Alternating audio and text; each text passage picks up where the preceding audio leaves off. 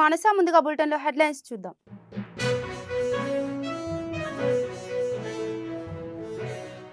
ప్రపంచ దేశాల ముందు భారత్ పరువు తాకట్టు పెట్టారు. ప్రధాని మోదీపై విమర్శలు గుప్పించిన సీఎం రేవంత్ రెడ్డి.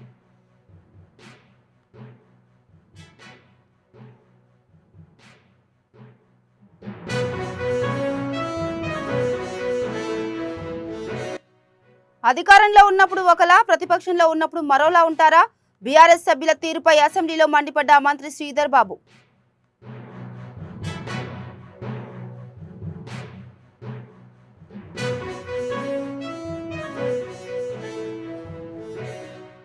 అసెంబ్లీ బయట కూడా డ్రంక్ అండ్ డ్రైవ్ తనిఖీలు చేయాలి. ఎమ్మెల్యేలు మద్యం సేవించి అసెంబ్లీకి వస్తున్నారన్న హరీష్ రావు.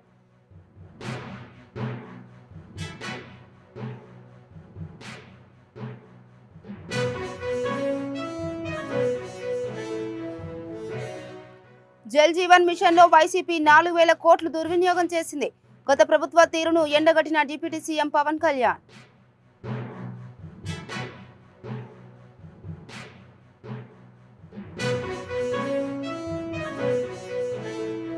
ఇక డీటెయిల్స్ వెళ్తే, భారత వ్యాపార వ్యవస్థలు అవినీతిలో కూరుకుపోయాయని తెలంగాణ సీఎం రేవంత్ రెడ్డి విమర్శించారు.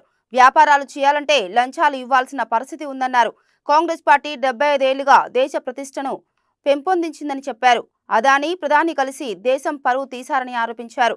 ప్రపంచ దేశాల ముందు భారత్ పరువును తాకట్టు పెట్టారని ఆక్షేపించారు. మణిపూర్ అల్లర్లు, అదానిపై వచ్చిన ఆర్థిక అవకతవకల ఆరోపణల అంశంలో కేంద్రం వైఖరికి నిరసనగా తెలంగాణ కాంగ్రెస్ నేతలు చెలో రాజ్భవన్ చేపట్టారు. ఈ సందర్భంగా రాజ్భవన్ సమీపంలో సీఎం బైఠాయించిన నిరసన తెలిపారు.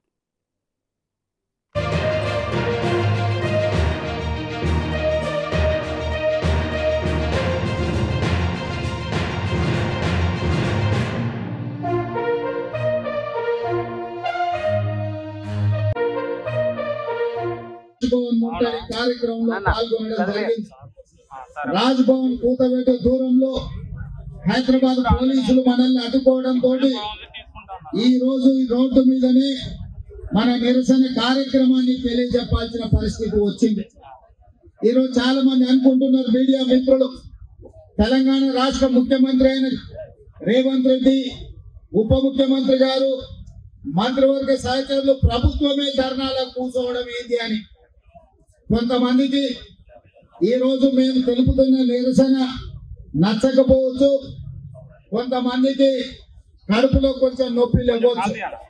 కానీ ప్రజాస్వామిక విధానంలో సడక్ సే లేకర్ సంసద్ తక్ రాహుల్ गांधी जी, मल्लिकार्जुन खड़गे जी, अदानी और प्रधानी के बारे में जो चर्चा उठाए संसद में, इसके बारे में चर्चा कर जॉइंट पार्लियामेंट्री कमेटी डालने के लिए हमारा कांग्रेस पार्टी के ओर से, इंडिया अलायंस के तरफ से हम लोग डिमांड किया हुआ है।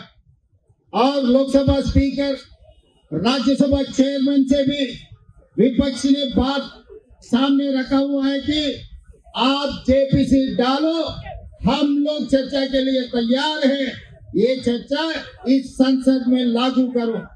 मगर प्रधानमंत्री ने लोकसभा स्पीकर के ऊपर, राज्यसभा चेयरमैन के ऊपर दबावट ले आकर वो चर्चा लेने के लिए या जेपीसी डालने के लिए तैयार नहीं है।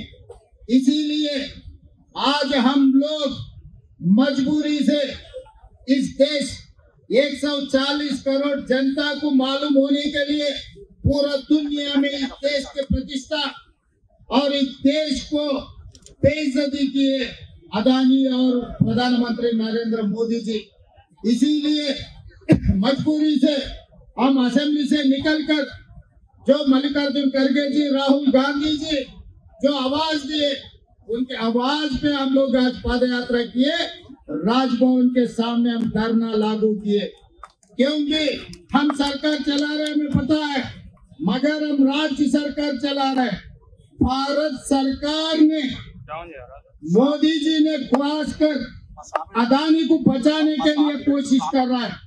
आज हम प्रधानमंत्री से मैं एक ही सवाल पूछना चाहता हूँ, आज सब दुनिया के सामने अपने देश का बेइज्जती जो किए अदानी आपको अदानी से क्या लालूची है। अमेरिका में फॉरेन करप्शन प्रैक्टिस एक्ट के हिसाब से अदानी और अदानी के साथ उनके परिवार को केस में लागू किए FBI ने। वो अमेरिका जब अदानी ఇక ఆటో డ్రైవర్లను బీఆర్ఎస్ మోసం చేస్తుందని మంత్రి శ్రీధర్ బాబు విమర్శించారు. అధికారంలో ఉన్నప్పుడు ఒకలా, ప్రతిపక్షంలో ఉన్నప్పుడు మరోలా ఆ పార్టీ వ్యవహరిస్తుందని ఆరోపించారు. 10 ఏళ్లలో బీఆర్ఎస్ చేయని అభివృద్ధి ఏడాదిలో చేయమంటే ఎలా అని ప్రశ్నించారు. ప్రభుత్వం హామీ ఇచ్చిన 6 గ్యారంటీలను అమలు చేసి తీరుతామని, ఓవర్సీస్ ఉపకార వేతనాలను ఎక్కడా ఆపలేదన్నారు శ్రీధర్ బాబు. బీఆర్ఎస్ సభ్యులు సభను పక్కదారి పట్టించేందుకు ప్రయత్నిస్తున్నారని, ఆ పార్టీ ఎమ్మెల్యే కేపీ వివేకానంద తన వ్యాఖ్యలను ఉపసంహరించుకోవాలన్నారు. Nature shall be made by a member against any person or a member. Sir, intimation to the speaker has to be given. Sir, ఇష్టారాజ్యంగా అడ్డగోలుగా నోటికొచ్చినట్టు ఫ్లోర్ను ఉపయోగించుకొని ఈ విధంగా ప్రభుత్వంపై డిఫమేటరీ రిమార్క్స్ చేయడం సరికాదు అధ్యక్ష. వెంటనే గౌరవ సభ్యులను కోరుతా ఉన్నాం, మీ ద్వారా వారిని కోరుతా ఉన్నాం. So he has to come forward to withdraw ఈ స్టేట్మెంట్. సార్, మేము మిమ్మల్ని కోరేది ఒకటే అధ్యక్ష, నేను ప్రతి సందర్భానికి సంబంధించి ఏ ఆధారం లేకుండా ఎవరిపైన మాట్లాడాలంటే వితౌట్ నోటీస్ ఇచ్చే కార్యక్రమం జరగకూడదు. ఈ రూల్స్ మేము కాదు ఫ్రేమ్ చేసింది, ఈ రూల్స్ ఫ్రేమ్ చేసింది 2014లో తెలంగాణ రాష్ట్రం ఏర్పడ్డ తర్వాత వారే ఇక్కడ కూర్చొని ఫ్రేమ్ చేసింది అధ్యక్ష. ఏ విధంగానైతే వారు డ్రెస్ వేసుకొని వస్తూ ఉన్నారో, ఇక్కడ కూర్చున్నప్పుడు ఒక వేషాలు, అక్కడ కూర్చున్నప్పుడు అక్కడ వేషాలు. ఏంది అధ్యక్ష ఇది? ఏంది అధ్యక్ష ఇది? ఏంది సార్ అధ్యక్ష ఇది?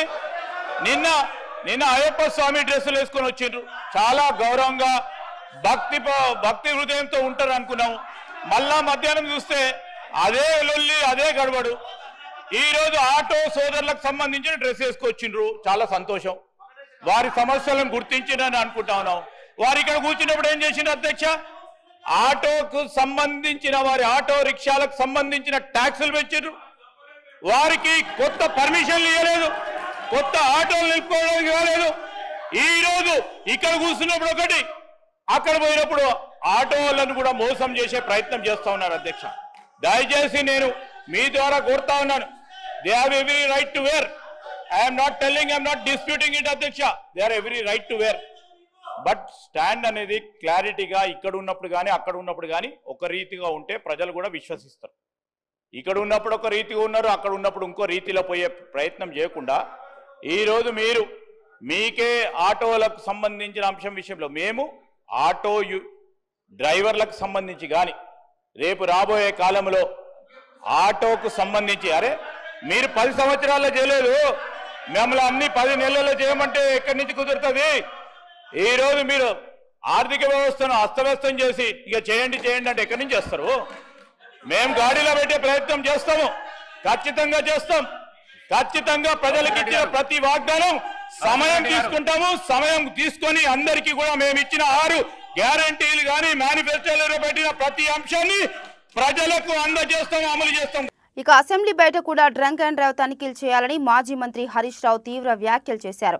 బుధవారం అసెంబ్లీ సమావేశాల్లో పాల్గొన్న ఆయన, కొందరు సభ్యులు ప్రొద్దున్నే మద్యం సేవించి సభకు వచ్చి సభలో ఏం మాట్లాడుతున్నారో తెలియని పరిస్థితి నెలకొందన్నారు.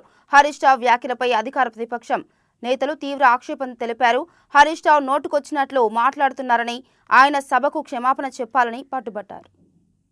అని చెప్పిపోయారు. కానీ మీ సెక్రటరీ గారు ఏమంటున్నారంటే దేర్ ఆర్ నో అమెండ్మెంట్స్, ఇవాళనే డిస్కషన్ పూర్తి చేస్తామంటున్నారు. సార్, బేసికల్ గా మన శాసనసభ అంటేనే శాసనాలు చేసే సభ. మన ప్రాథమిక పనే చట్టాల రూపకల్పన. మరి ఆ చట్టాల మీదనే కనీసం ప్రతిపక్షాలకు అమెండ్మెంట్ ఇచ్చే అవకాశం లేకుండా, మాట్లాడే అవకాశం లేకుండా, ఒక్క సెకండ్ ఐఎమ్ కంప్లీటింగ్.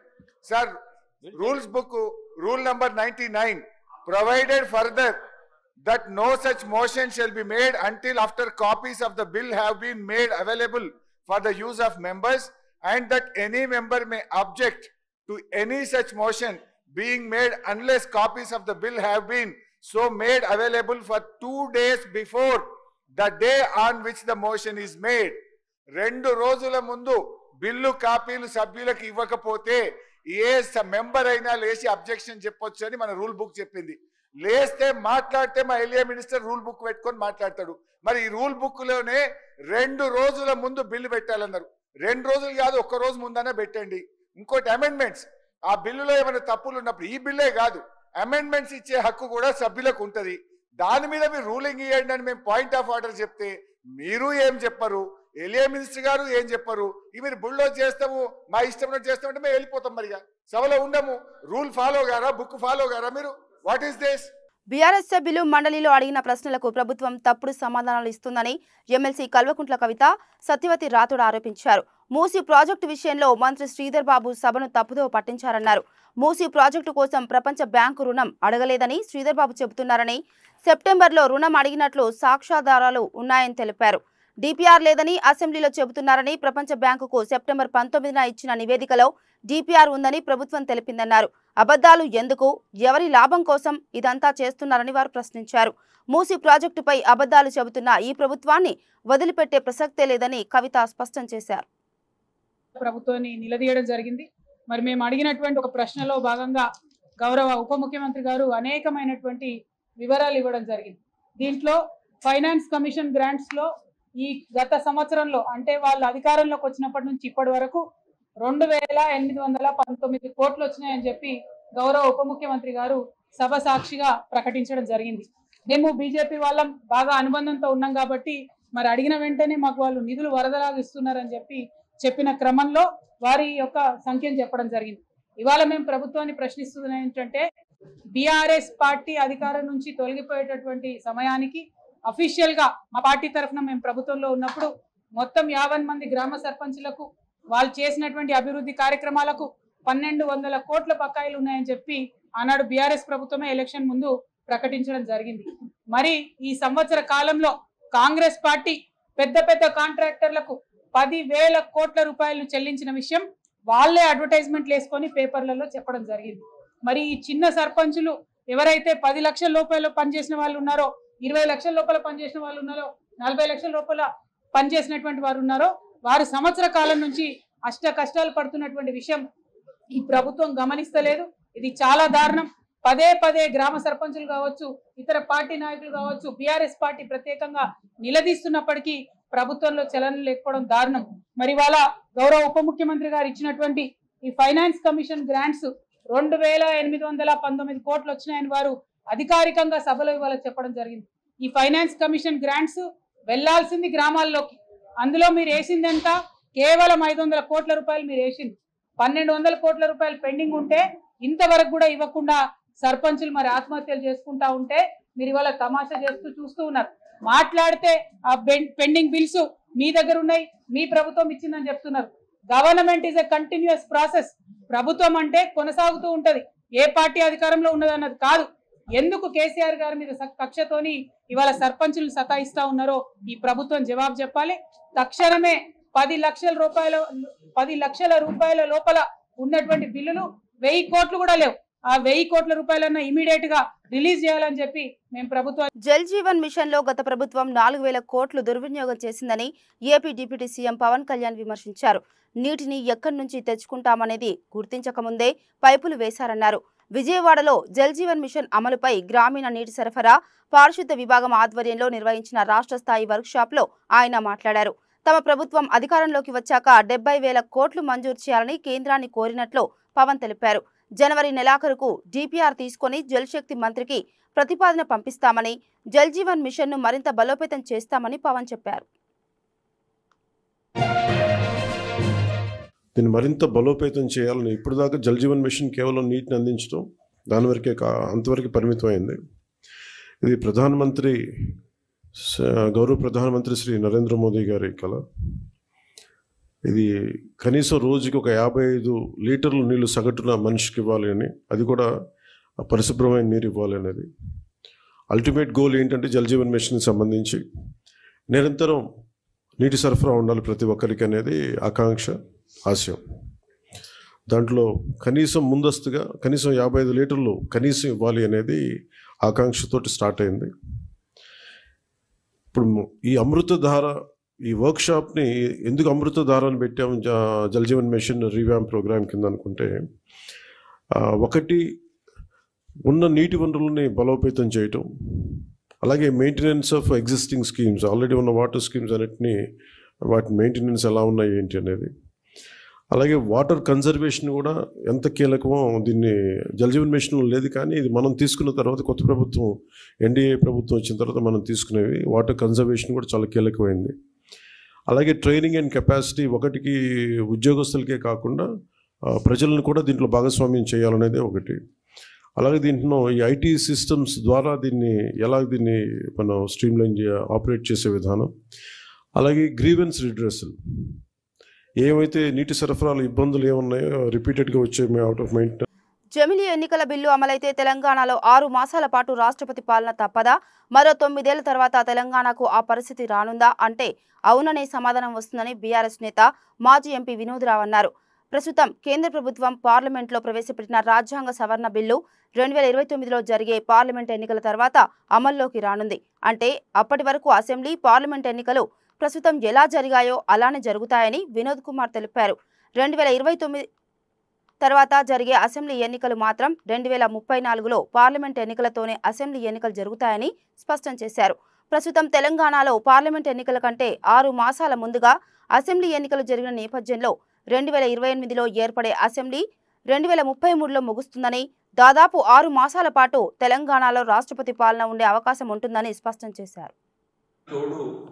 పంచాయతీరాజ్ వ్యవస్థలో మరి సర్పంచులు, బ్లాక్ ప్రెసిడెంట్లు, అంటే మన దగ్గర మండల ప్రజా పరిషత్తులు, జిల్లా పరిషత్తులు ఎన్నికలు ఇవన్నీ కూడా మరి సంవత్సరం పొడవుగా 5 ఏళ్ళలో ఎన్నికలు జరుగుతూనే ఉన్నాయి. ఈ రాష్ట్రంలో కాకపోతే ఆ రాష్ట్రంలో జరుగుతున్నాయి.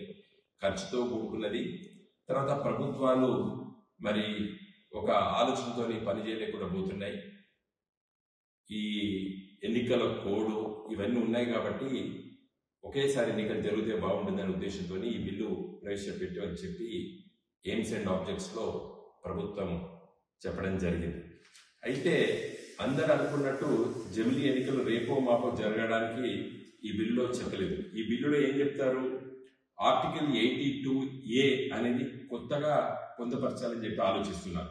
దీంట్లో the president may by a public notification issued on the date of the first sitting of the House of the People after a general election bring into force the provision of this article, and that notification, date of notification shall be called the appointed date.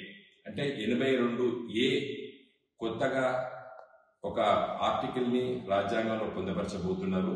ఈ సవరణ ద్వారా pass అయితే, ఈ bill pass అయితే అది ఏం చెప్తున్నారు, the first day sitting of the house of people అంటున్నారు. ఫస్ట్ డే అంటే 2029లో కొత్త లోకసభ ఏర్పడ్డ రోజు, మొదటి రోజు నాడు నుండి ఈ చట్ట సవరణ, ఈ రాజ్యాంగ సవరణ అమల్లోకి వస్తుందని చెప్తున్నారు. అంటే 2029 తర్వాత వచ్చే 5 సంవత్సరాల ఒకట జరిగేటువంటి శాసనసభల కాల పరిమితి 2034లో జరిగేటువంటి ఎన్నికలన్నీ కూడా మిగిలిన సమయానికే ఉంటాయి అని చెప్పి ఈ రాజ్యాంగ సవరణ. అంటే మహారాష్ట్ర ఎన్నికలు 2029 నవంబర్లో జరుగుతాయి. అంటే ఆ శాసనసభ కాల పరిమితి 4 సంవత్సరాలు 6 మాసాలు మాత్రమే ఉంటాయి. అట్లా ఒక్కొక్క రాష్ట్ర శాసనసభ 3 ఏళ్ళు, 2.5 సంవత్సరాలు, 2 సంవత్సరాలు ఉన్నటువంటి శాసనసభలు ఆ కాల పరిమితిలో ఉంటాయి, 2029 నుండి 2034 వరకు. మరి తెలంగాణతో పాటు 2 రాష్ట్రాలు జరిగేటువంటి ఎన్నికలు కేవలం 6 మాసాలు ఉంటాయి. దాని గురించి దీంట్లో ఏం చెప్పలేదు. బహుశా రాష్ట్రపతి పరిపాలన పెట్టి 2034 ఒకటినే పార్లమెంట్లో జరుపుతారు కావచ్చు. సో దీని ఉద్దేశము ఈ జమిలీ ఎన్నికలు 2034 నుండి అమల్లో రాబోతుందని చెప్పి మనం భావించాలి ఈ బిల్లును చదివితే. ఇక బులెటిన్ ముగించే ముందు హెడ్లైన్స్ మరోసారి.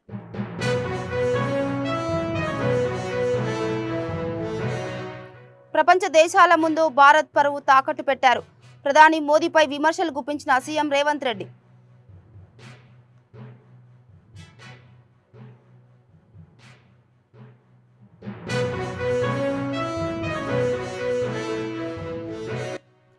అధికారంలో ఉన్నప్పుడు ఒకలా ప్రతిపక్షంలో ఉన్నప్పుడు మరోలా ఉంటారా? బీఆర్ఎస్ సభ్యుల తీరుపై అసెంబ్లీలో మండిపడ్డ మంత్రి శ్రీధర్ బాబు.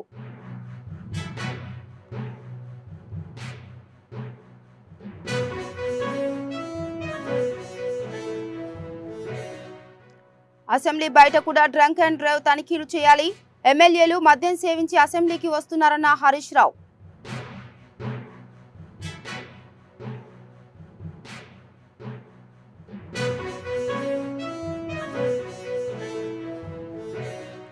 జల్ జీవన్ మిషన్ లో వైసీపీ 4000 కోట్లు దుర్వినియోగం చేసింది. గత ప్రభుత్వ తీరును ఎండగట్టిన డిప్యూటీ సీఎం పవన్ కళ్యాణ్.